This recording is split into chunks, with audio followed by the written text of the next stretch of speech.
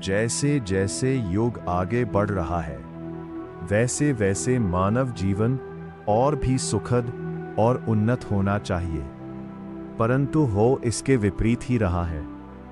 मानव सुखी होने की अपेक्षा और दुख, विपदा और संकटों में घिरता जा रहा है। महत्वपूर्ण बात यह है कि इन सब के पीछे मूल कारण भी मानव स्वयं ही है।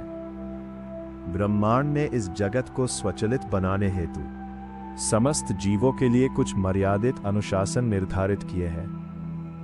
बाकी जीव तो अपनी मर्यादा में रहते हैं, परंतु मानव अहंकार के मद में न तो मर्यादित है और न ही किसी अनुशासन का पालन कर रहा है।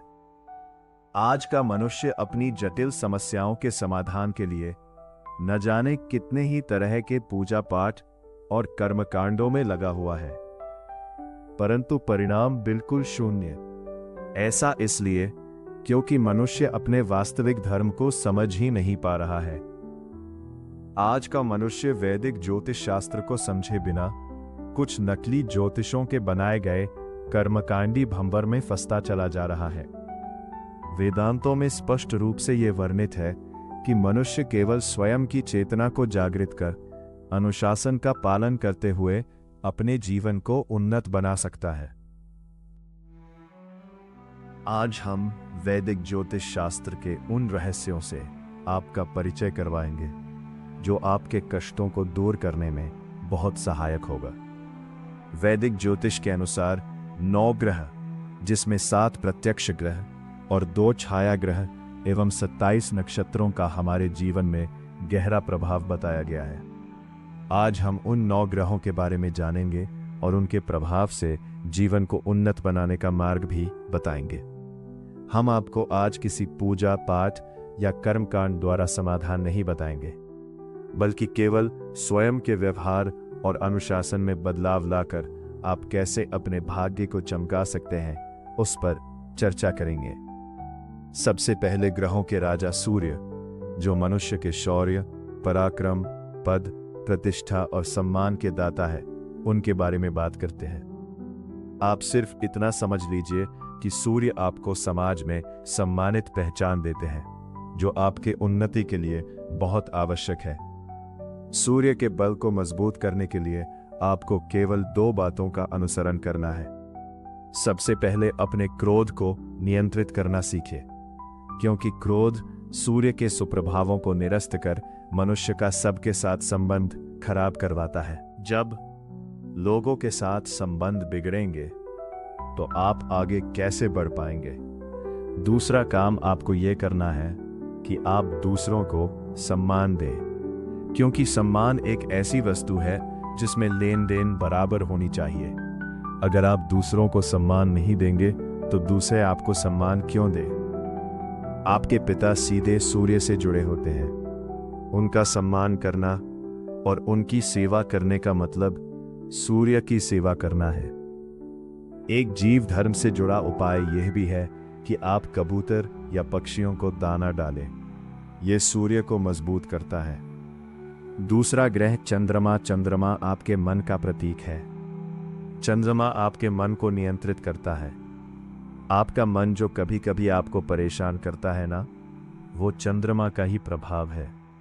ऐसे में चंद्रमा के लिए आपको केवल 2 कार्य करने हैं। एक तो हमेशा सकारात्मक विचारों को ही अपने भीतर प्रवेश दे।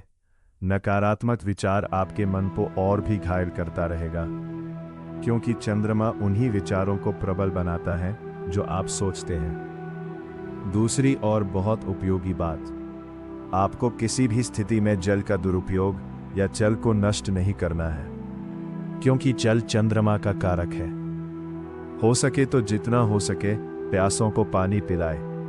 तीसरा ग्रह गुरु, ये आपके ज्ञान और विद्या के दाता हैं। गुरु मनुष्य को शिक्षित बनाते हैं और मार्गदर्शक की भूमिका निभाते हैं। गुरु को मजबूत करने का सबसे उत्तम उपाय यह है कि आप कभी भी किसी के भी सामने अपने गुरुओं का उपहास या उनकी निंदा ना करें। हो सके तो जरूरतमंद बच्चों को विद्या का दान दें। मतलब अगर आप पढ़े लिखे हैं तो गरीब विद्यार्थियों को निःशुल्क पढ़ाएं या पढ़ाई में उनकी मदद करें। वेदांत में विद्यादान एक पवित्र और महान दान माना गया है। अगर आप पढ़ा नहीं सकते तो उन बच्चों के पढ़ाई लिखाई की कुछ वस्तुएं जैसे किताबें, कलम इत्यादि उन्हें अनुदान करें। चौथा ग्रह राहु। राहु एक छाया ग्रह है जो आपके मन और बुद्धि को एक स्थान से हटाकर दूसरे स्थान पर लगाता है। आपके दिमाग में जो रह रहकर अनेकों विचारधाराएं चलती है, चाहे वो अच्छी हो या बुरी, यह सब राहु की ही माया है। यह आपको किसी व्यसन या लत में भी लगा सकता है। राहु का वास आपके घर के बाथरूम या सीढ़ियों में होता है। राहु के कहर से बचने का सबसे बढ़िया उपाय यह है कि आप अपने घर को हमेशा साफ सुथरा और सजा धजा कर रखें। खासकर आपका बाथरूम हमेशा साफ सुथरा रहना चाहिए। एक और विशेष बात, आप कभी भी पूर्ण रूप से निर्वस्त्र होकर बाथरूम में स्नान न करें। कम से कम अपने ढकने वाले अंगों पर वस्त्र डालकर ही स्नान करें। एक प्राकृतिक उपाय भी आपको करनी चाहिए। आपके शहर या गांव में अगर कोई नदी बह रही हो तो कभी कभी उस बहती नदी में कुछ कच्चे कोयले प्रवाहित करें। ऐसा करने ने नदी का जल फिल्टर होता है जो प्रकृति को स्वच्छ करने में मदद करती है। किसी दिव्यांग की सेवा या मदद कीजिए, इससे राहु की आप पर विशेष कृपा होती है। ध्यान रहे, राहु अगर मेहरबान हुआ तो आपको बहुत धन और ऐश्वर्य देगा, और अगर बिगड़ा तो जेल भी भेज देगा। पांचवां ग्रह बुध। बुध आपके बुद्धि को नियंत्रित करता है। व्यापार करने वालों के लिए बुध का सुगम होना बहुत आवश्यक है। बुध को शुभकारी बनाने के लिए जितना हो सके पेड़ पौधे लगाएं। गाय या किसी भी शाकाहारी पशु को हरा चारा खिलाएं। एक विशेष बात, आप अपनी जिह्वा से कभी भी किसी को कोई अपशब्द ना बोले। गंदी जुबान का व्यक्ति बुध के सुप्रभावों को समाप्त कर उसके कुप्रभावों को आमंत्रित करता है। छठा ग्रह शुक्र। शुक्र ऐश्वर्य के दाता है। जिसका शुक्र मजबूत होता है वह समस्त भौतिक सुखों का आनंद लेता है, और भौतिक सुख बिना धन के संभव नहीं। अर्थात शुक्र की कृपा आपके आय को इतनी मजबूती देता है जिससे आप सारे भौतिक सुख भोग सके। शुक्र को खुश रखने का सबसे उत्तम उपाय है नारी सम्मान। सबसे पहले आप अपनी माता, बहन, पत्नी, पुत्री इत्यादि का खूब सम्मान करें। कभी उनसे ऐसी कोई बात ना करें जिससे उनका मन दुखी हो। अपनी पत्नी को हमेशा खुश रखें। हो सके तो कभी कभी अपनी पत्नी को सौंदर्य प्रसाधन की को वस्तु लाकर भेंट करें। किसी भी नारी के लिए कभी कोई व्यभिचार या गंदे शब्दों का प्रयोग न करें। ध्यान रहे, नारी का अपमान मतलब शुक्र का अपमान है। सातवां ग्रह केतु। केतु दूसरा छाया ग्रह है जो आपके अध्यात्म और मन की शक्ति से जुड़ा होता है।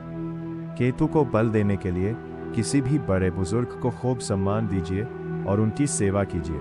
सड़क के कुत्तों को भोजन दें। केतु उस व्यक्ति से बहुत प्रसन्न होते हैं जो बिना किसी दिखावे या अहंकार से सेवा कार्य करते हैं। आठवां ग्रह शनि। शनि कर्म के ग्रह है। कर्म और किस्मत दोनों मिलती है तभी सफलता प्राप्त हो सकती है। शनि को मेहनती व्यक्ति बहुत पसंद है, इसलिए आपको अपने कार्य में खूब मेहनत करनी चाहिए। आलस्य का त्याग शनि के सुप्रभावों को आमंत्रित करता है, इसलिए आलस्य को त्यागिए और परिश्रम का मार्ग अपनाइए।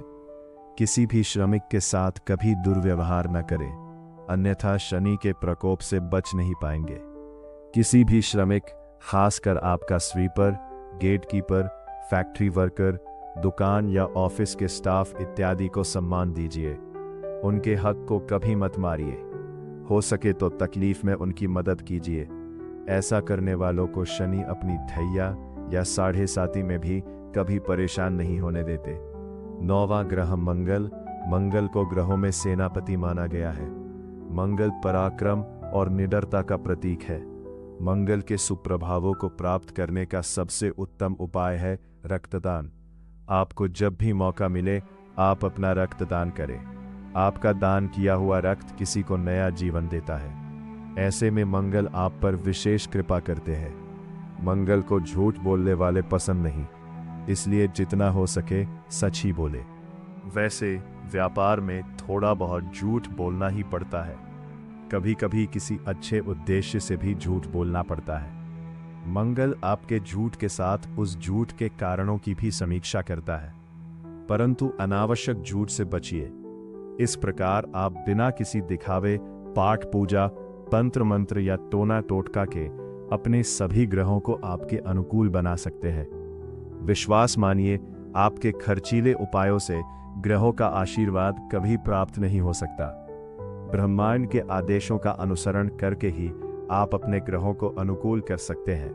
अनुशासन, करुणा, परिश्रम और व्यवहार के द्वारा ही आप स्वयं के जीवन में सुधार ला सकते हैं।